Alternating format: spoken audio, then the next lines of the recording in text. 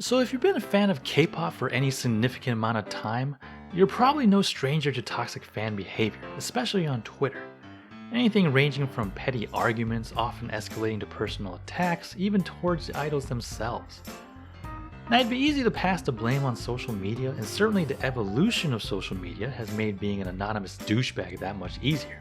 But toxic fandoms in the world of K-pop is not a recent phenomenon. In fact, some of the most heated exchanges between fandoms actually predate modern social media. So while today fandoms go at it with their keyboards and phones, back then some fandoms actually resorted to physical violence. Now if you're a fan of Korean dramas, I highly recommend the Reply series, but especially the first season, Reply 1997. Now this was kind of the golden age of the first gen K-pop idols. In episode 10, you can see a standoff between two legendary fandoms, HOT and Jexkis fans, and during the infamous 98 Golden Disc Awards. The rumble you see on the show is the PG rated version of real life events. The part that they didn't show on screen, however, is where the police had to be called in because some of the kids actually got stabbed during the altercations. I mean, thankfully no one died, but imagine someone whipping out a box cutter because they thought their oppa deserved an award more than yours. But what is the catalyst for this type of behavior? Well, of course there's many reasons, ranging from just good old-fashioned trolling to simple immaturity. But I wanted to dive more into the mindset of the K-pop fans, specifically the toxic ones. And one of the things that I've observed is that many toxic K-pop fans seem to have a zero-sum game attitude, or what's known as a zero-sum bias. And that's to say they have a perception that one person's loss is another person's gain, or specifically in the world of K-pop, the idea that your faves must fail for my faves to succeed. But is K-pop a zero-sum game? Well, if you ever played poker, you've already experienced a zero-sum environment, and maybe some of the emotional stress that comes with it. You see, in a game like poker, winning means literally taking away someone else's money. And having played a ton of poker during my college years, with the wild swings and emotions, things can get pretty ugly pretty fast. And yet, in all of my years of playing poker, I've never witnessed anyone making threats of physical violence. Unlike the world of K-pop. Oh my god, let's all pray for Twice to die. Hashtag untalented twice must. What the hell? Okay, that's just like, that's unnecessary. Yikes. So no, K-pop is not a zero-sum game. One group's success is not directly dependent on the other one's failure. But remember, a zero-sum bias is a subjective perception, even when that perception is false. So if you go back to the fight a few minutes ago, note that this fight takes place in a parking lot during the Golden Disc Awards. Now this is significant because back in '98 you only had one major music award. Now, things are a lot different today, of course, where you have like the Melon Awards and the Kaon Awards and the Asian Artist Awards and the Mnet Awards and the Soribara and SMA and the Fact Awards? What the hell is that? Oh, and all three major networks had their own awards as well, and of course the previously mentioned Golden Disc. But you see, back then, at a time where you only had one major award and relatively short careers, you now have fandoms fighting over a limited amount of achievements. And if you combine that with the unstable hormones of fanatic teenagers, and you now have a recipe for a knife-wielding showdown. By the way, if you're wondering who actually won the grand prize that year, the answer is neither of them. That honor went to solo ballad singer Kim Jong-un. But how are things different today? Well, today many weird fans still hold on to this zero-sum bias, but it has less to do with accolades and more about pure survival.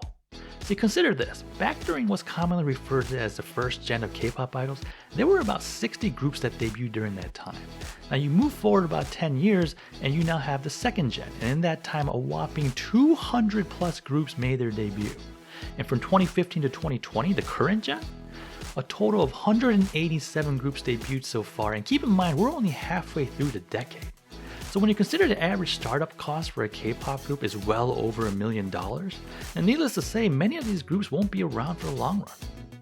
So by that logic, you would think that most toxic fans would come from the lower tier groups, the ones that have the highest risk of potentially disbanding. But in reality, most toxic fans tend to reside up here. Now, a large part of that has to do with simple law of averages, where the more people you have in a fandom, the higher the probability of having a few crazy ones. I mean, let's just take a look at the insane volume of subscribers for the top tier K-pop V-Live channels. And it shouldn't come to a shock that most of these groups tend to be viewed as having the most toxic fans.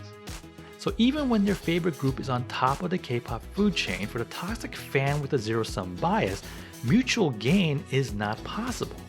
In their twisted mind, their group's success is directly related to other groups' failures, and the constant increase in competition only reinforces this negative thought. This can manifest into some really ugly behavior. I mean, I've seen crazy fans actively stalking the groups they supposedly hate on social media, leaving multiple hate comments, of course. But also what's really twisted is when they desperately search for material that could potentially get that group canceled. I've even seen some toxic fans actually pay a monthly subscription fee just to follow their competition on apps such as Bubble. I mean, think about that for a second. They're actually paying the idols that they supposedly hate. I mean, I'm a Twice fan, and even I'm too cheap to pay for their Bubble account. And by the way, have you ever noticed that some haters are clearly more dedicated to your faves than you are? Like when your favorite group releases a new music video and all the haters are somehow the first to the comment section? Well, if you ever heard the phrase a thin line between love and hate, it turns out that it's actually kind of true. Another thing that causes toxic behaviors is human biology. Now, scientists have proven that whether you see something you hate or something you love, the same parts of your brain are stimulated. So here's a funny example for you. If you were old enough to be a Britney Spears fan during the late 90s, and I'm not saying that I was or anything, if you wanted to read her latest articles or see her latest pictorials, you would think the best place to go would be her official fan site. But you'd be wrong. See, the best place for Britney Spears content was actually a site called IHateBritney.com. I kid you not, a Britney Spears hate site had considerably more content than her own official fan site. You know, who would have thought that Kanye, of all people, could be so enlightening? Another common trait that I've noticed is something that occurs outside the world of K-pop, and that's commercial tribalism. We can see examples of this all the time. You know, are you Team iPhone or Team Android? Team Xbox or Team PlayStation? Now, we see this type of tribal behavior because generally, most of us can only afford one or the other, forcing us to pick a side. So if you can only buy one phone, whichever one you choose, you're going to convince yourself that you've made the right choice. Now, unfortunately, some people take this to an extreme, leading to a very unhealthy confirmation bias. They focus on one major feature their phone has, then they use that to claim that their phone is far superior to all other phones, aggressively even. Beginning to sound familiar, K-pop fans? I don't know, sort of like claiming your group is superior because of their vocal talent, or because of their YouTube views, or because of their album sales, or because, you know, all of the above. And that's why it's so maddening to engage in fan wars. See, you can't have rational conversations with irrational people. But here's a question to ask yourself. If I know I'm fighting with irrational people, why do I get so triggered by them? Well, that's because all K-pop fans have something in common, myself included. And it's that we're all invested in the idols we stan. And I don't mean financially. Well, sometimes I do. I mean, if my wife only knew how much I actually spent on Twice merchandise. Fun story, being a huge fan of Kara back in the day, I used to buy pretty much anything they released. The problem is that my wife was sort of on the jealous side. So one time I was about to order their latest album and she literally threatened me. So I had to get creative, so I ended up shipping the album to my sister's house until I could pick it up later. Now, apparently my sister thought this was kind of weird, but you know, she used to stand New Kids on the Block, so who is she to judge, right? Anyway, as I was about to say, K-pop companies today make standing multiple groups virtually impossible, and that's by design. They do this by bombarding you with an endless collection of readily available content. You know, not to sound like an old man, but back in my day, if you were a K-pop fan in the US and you wanted to see your favorite group's new music video, well, that's too bad because YouTube didn't exist. So here's what you had to do. You had to go to your local Korean video store and rent a variety show. Then, if you were lucky, they would play the music video during the end credits. Yeah, these were like the dark ages of K-pop. But let's compare that to today. Let's say that you decide to become a new Twice fan. But first of all, let me welcome you to the party. So you say that you want to catch up on all the content that you've missed. Well, a good place to start is their V-Live channel. Now, I hope you have a lot of free time though. Because at over 1,000 videos, you're looking at, and yes, I've actually counted, about 336 hours of content. Like, if you're realistically going to attempt to watch all the videos on their channel, let's say 12 hours a day for 7 days a week, it would take you almost a month to catch up. And that's not including their YouTube channel, which has even more exclusive videos. And that's insane. And this trend in K-pop is only going to increase. Consider that last year, the production on many Korean variety shows were straight up shut down. But K-pop companies still needed a way to promote their artists. So a lot of them resorted to creating their own variety shows, turning your favorite K-pop stars into YouTube stars. So you can't go on a show like Knowing Brothers? Not a problem. We'll just make our own version. Now, if you happen to be one of the few people with the time and patience to stand multiple groups, congratulations, you are officially a boss.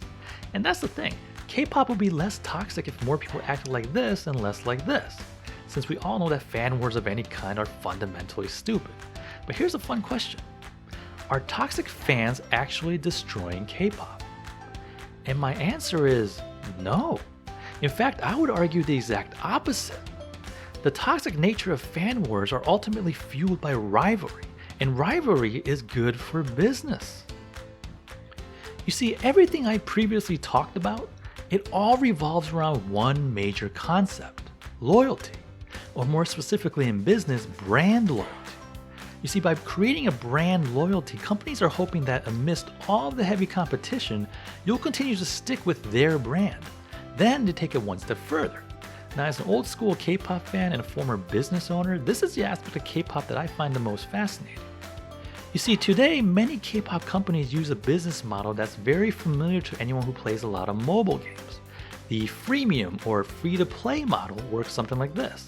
The idea is that they give you a game for free, then they start introducing extra features behind a paywall.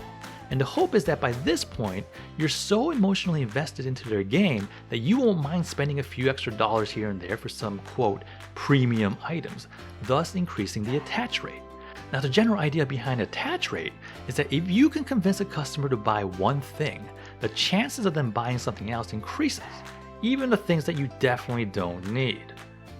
This is how a company like Rovio can turn a free game into a $200 million a year business. But conceptually, the world of K-pop is not so different.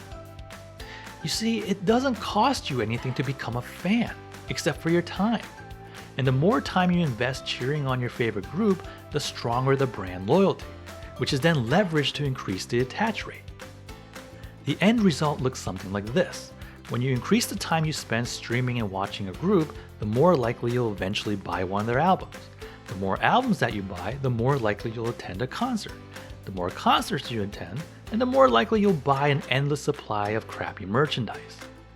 And that is how you go from watching a silly survival reality show like 16 to eventually buying a stupid $20 fidget spinner that lights up. And what does this all have to do with fan wars? Well, the more you fight with rival fans, the more your loyalty to your group increases. And there's even a term for this in psychology. It's appropriately called the backfire effect, a product of belief perseverance. So you see, when you try to convince another fandom that your group is superior, it only strengthens their view of their own group, and back and forth you go. Which pretty much describes every K-pop Twitter feud in a nutshell. Now, you could say that we're fortunate that most K-pop companies only passively take advantage of their fans, but their Western counterparts have been known to take a more aggressive approach. Case in point, let me take you back to September of 2007. Kanye West and 50 Cent were both slated to release their respective albums on the same day, no less. And while their fans were already having heated arguments about who was the dominant force of hip-hop during that time, the two artists took to a more hands-on approach to instigating their fans' rivalry even further. This led to them publicly throwing shade at each other, and eventually 50 Cent even claimed that he would retire if Kanye outsold him. After both fandoms reaching their maximum amount of height, and when the dust finally settled and their albums were released, they both combined for a whopping 1.6 million sales in the first week alone. Then they collectively turned around and said, "Gotcha!" Because as it turns out, they were besties all along, and they knowingly took advantage of their own fans for reasons. Oh, and did anyone actually retire? Of course not.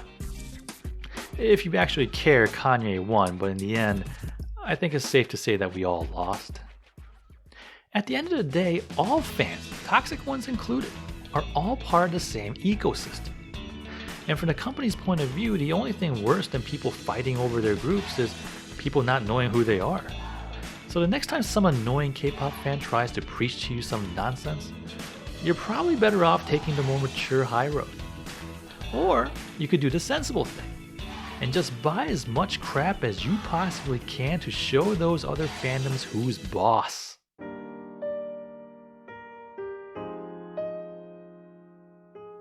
Wow, if you made it this far, please consider hitting that subscribe button, and I promise I'll make more videos like this in the future. Thanks for watching.